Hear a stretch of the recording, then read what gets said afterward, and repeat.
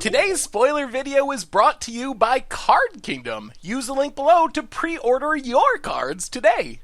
Hello everyone, it's Seth, probably better known as Saffron Olive, and it's time for another daily dose of War of the Spark spoilers, and we have some sweet ones today. We only have a couple days left in the spoiler season, which means our remaining mythics are trickling out some other stuff as well, so we should probably jump right into it, start talking about these new cards. Before we do, a couple of reminders. First, if you haven't already, it would be sweet of you if you could take a second, click that subscribe button down at the bottom of your screen. It's a great way to support the channel and the site for free. And secondly, if you want to find the latest previews, check out MTGPreviews.com. Anyway, let's talk some sweet new War of the Spark cards, starting with a new planeswalker, and oh my god, this is a good one, Gideon Blackblade. So Gideon Blackblade, 3 mana, 4 loyalty. As long as it is your turn, it's a 4/4 human soldier with indestructible. It's still a planeswalker, and you prevent all damage it would be dealt to it during your turn. So a very traditional Gideon mechanic. And then you can +1 to give another target creature you control vigilance, lifelink, or indestructible until end of turn. And then -6, get rid of a non-land permanent. So this card is actually really exciting. It reminds me of Gideon of the Trials. 3 mana, becomes a 4/4 indestructible, preventing damage, etc., etc. The big deal here is Gideon Blackblade, because its static ability turns it into a creature during our turn. It's like a Gideon of the Trials, but instead of choosing between making your Gideon into a 4/4 beater or activating a different loyalty ability, with Gideon Blackblade, you get to have the 4/4 beater and get to take advantage of the activated ability, which is a really powerful effect. So that means, for example, you can play this and use it to beat down for 4, or maybe 5 if you have your Benelish Marshal, while also giving your Benelish Marshal indestructible, so you can swing into a potential blocker, or your Venerated Loxodon lifelink, and I think this is probably the most likely home, some sort of mono white aggro. The other thing is, if you get up to 6 loyalty, which only takes a couple of turns, then you get a Council's Judgment. You get to exile any non-land permanent your opponent controls, which means you can get rid of a planeswalker, an artifact, an enchantment, a creature, whatever is troubling you, which is also really powerful. So Gideon Blackblade, the one thing I would say is it's definitely a Gideon that wants to be played in an aggro deck. Unlike some Gideons that work well in control, like Gideon Jura is a good control Gideon. Even the last 3 mana Gideon, Gideon of the Trials, could show up in control decks because of its plus ability to prevent damage and the emblem. This Gideon really wants to be an aggro because it's going to be a creature whether you like it or not. Its abilities tend to work best if you're attacking, giving a creature an ability on your turn. The good news is we already have mono white aggro or white weenie or blue-white weenie, whatever deck you want to call it, in standard, and Gideon seems like a really easy threat to slot into that deck. A 4/4 for 3 is already good. The other abilities give you some nice matchup advantage. If you're against aggro, you can use lifelink to swing the race in your favor. If you're against control, you can gain indestructible. If you need a blocker, you can use vigilance. And then the ultimate, or the -6, I guess it's an ultimate, is very powerful in just about any matchup where you get to it. So I think Gideon Blackblade is just a really solid threat for essentially any aggro deck in the format. There is some weird downside. Being a creature all the time on your turn does open it up to some removal. There are times if your opponent's leaving up Vraska's Contempt mana, maybe you don't want to activate your Gideon, but you're going to have an active Gideon no matter what. But I guess Vraska's Contempt gets it either way. But you know what I mean. Exile a creature type effect would also do something similar. But really, I think this is a very powerful Gideon. Having the 4/4 that also can use its abilities each turn makes it a really great threat in any type of aggro deck that wants to be beating down. Speaking of planeswalkers, oh man, this might be one of my favorite planeswalkers from the set, Sarkhan the Masterless. So 5 mana, 5 loyalty, rare planeswalker. Its static ability is whenever a creature attacks you or a planeswalker you control, each dragon you control deals 1 damage to that creature. So theoretically, if you can put up a wall of dragons, you have this wall of defense for attacking creatures, +1 until end of turn, each planeswalker you control becomes a 4/4 red dragon with flying, -3 2/3 make a dragon with flying. So this card, it reminds me a little bit of Sarkhan Dragon Speaker, how you get a planeswalker that turns into a 4/4 beater. The big deal is, this is an absurd payoff for some Super Friends lists. If you can play a bunch of cheap planeswalkers, your Tybalts, I can't believe I'm calling Tybalt playable, Samids, your Sarkhan Firebloods, and then you play Sarkhan the Master list, you plus it, all of a sudden, you have this huge board of attacking planeswalkers swinging in the air to kill your opponent out of nowhere, which seems like a really powerful ability. So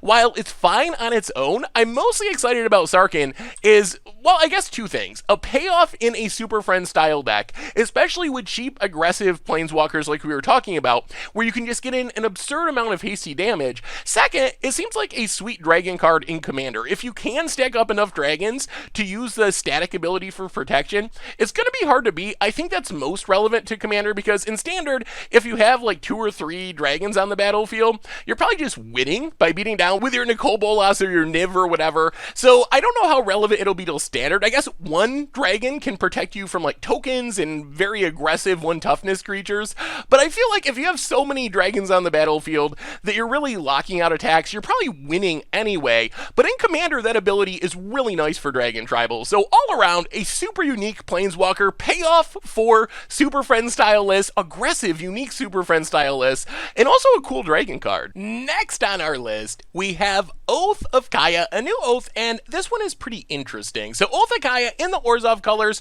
3 mana legendary enchantment. When it enters the battlefield, 3 damage to any target and you gain 3 life, and then whenever an opponent attacks one of your planeswalkers with 1 or more creatures, you drain for 2. Opponent loses 2 life, you gain 2 life, or deals 2 damage, technically, you gain 2 life. So Oath of Kaya is actually really exciting because it's basically an Orzhov Lightning Helix. Yes, it's a bad Orzhov Lightning Helix. It's 3 mana, it's sorcery speed, but still, Lightning Helix is a card we don't get in Standard. It's just too good for Standard as far as Wizards is concerned. So even a bad Oath of Kaya is really exciting. We see a card like Absorb be a staple as a harder to cast version of Cancel in Standard because it has gain 3 life tagged onto it. A removal spell like Oath of Kaya, which is dealing 3, killing a creature, gaining 3, it is exactly what control decks want to stabilize against aggro, similar to how Absorb works in the counterspell slot. On the other hand, I'm not sold on the Planeswalker protecting properties of Oath of Kaya. Like, yes, draining for 2 is something, I guess, if you're playing like a super frenzy Esper control deck with Karns and Teferis, maybe Dovins,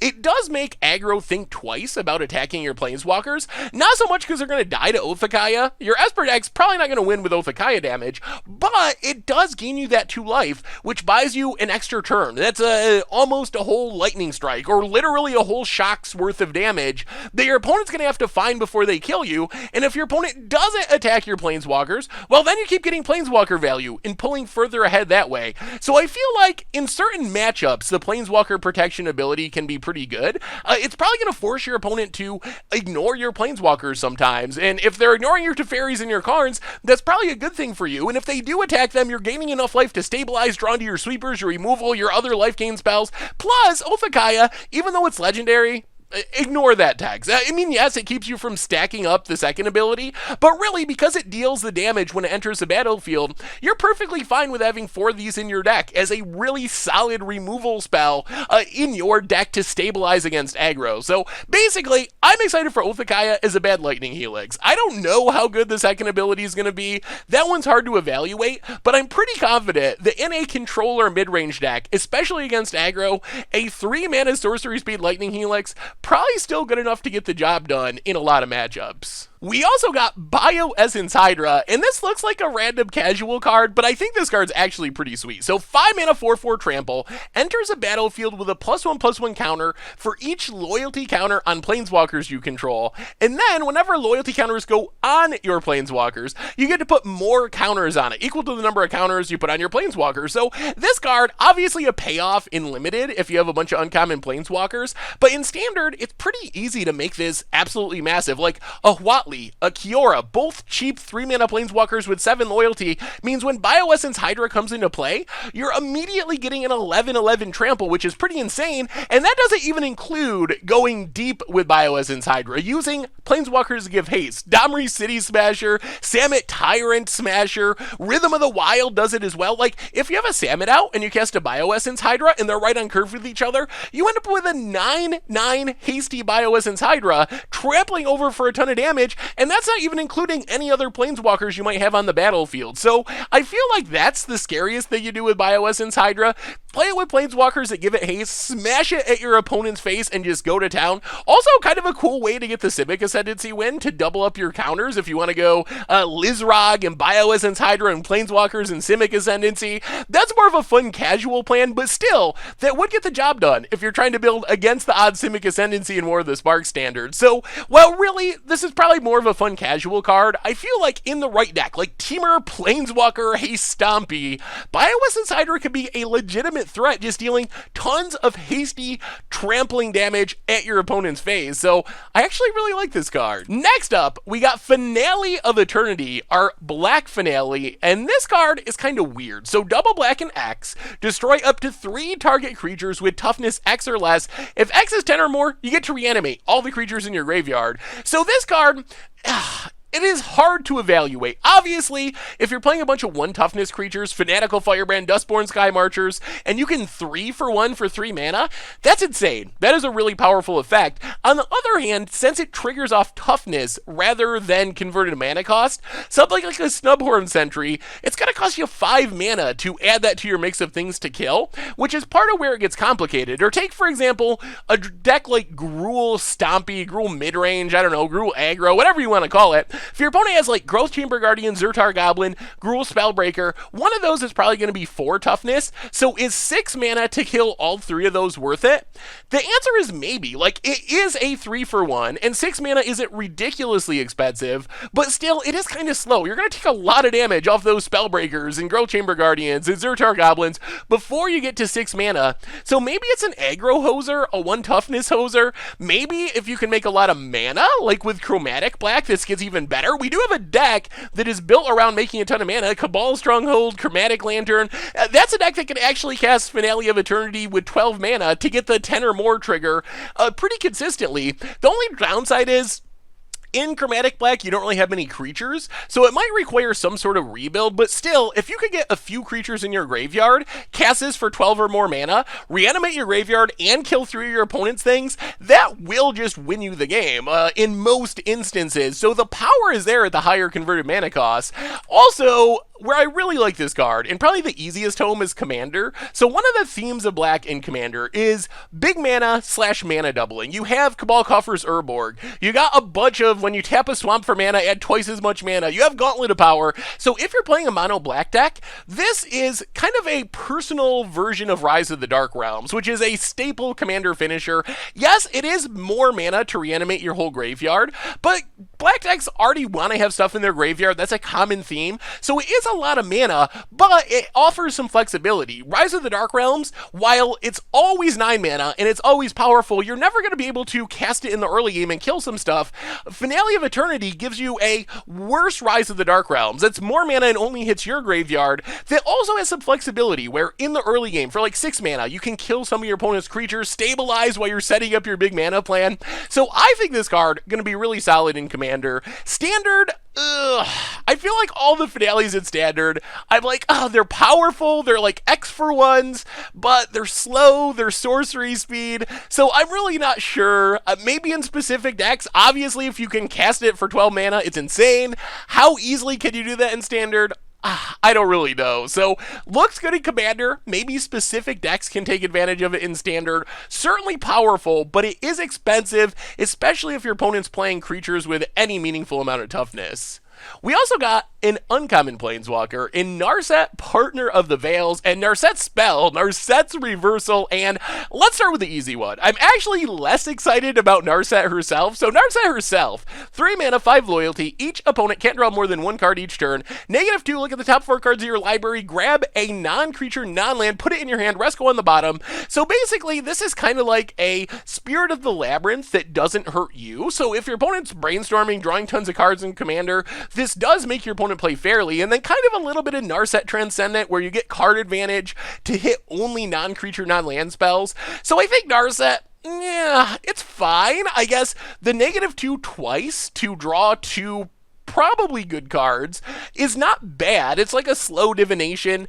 In the right matchups, preventing your opponent from drawing a ton of cards is good, but I'm kind of meh on Narset. However, where I am excited about Narset is her reversal. Narset's reversal, this spell is crazy. 2 mana, double blue, instant speed, copy an instant or sorcery spell, then return it to its owner's hand, then you get to choose new targets for the copy. So this is about as close, I think, as we'll ever get to Remand in Standard. It's very similar to Remand in that you're not countering the spell, you're bouncing it, but you get extra value out of it because you get that copy all for 2 mana. So in Standard, you can do some cool tricks with your own spells. Obviously, in the right scenario, your opponent goes to Wizard's Retort, you can Narset's Reversal, bounce and copy Wizard's Retort, counter something. That does get the job done. The downside is your opponent ends up with Wizard's Retort in their hand. On the other hand, let's say you're playing a deck that has Wizard's Retort, and maybe has like Chemister's Insight too, then Narset's Reversal is pretty sweet. If you get into a counter war, you Wizard's Retort, then you can Narset's Reversal your own Wizard's Retort. You still get the Wizard's Retort effect, and you still have the Wizard's Retort in your hand. That's a lot of value. Plus you copy your card draw spells or whatever.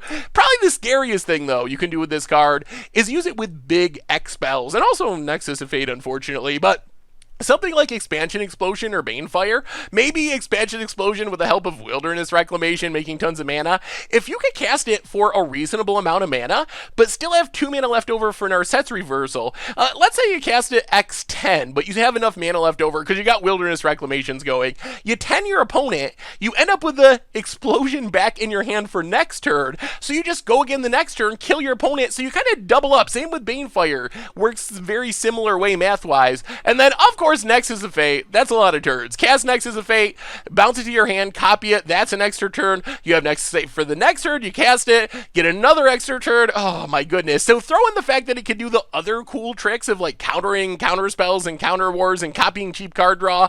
And this card actually seems pretty powerful. As far as Modern is concerned, that's where it gets trickier. So in theory, Narset's Reversal can do a lot of the same tricks, especially on your own spells as Remand does, where you like Grape Shot, get all the storm triggers, bounce Grape Shot back to your hand so you can Grape Shot again.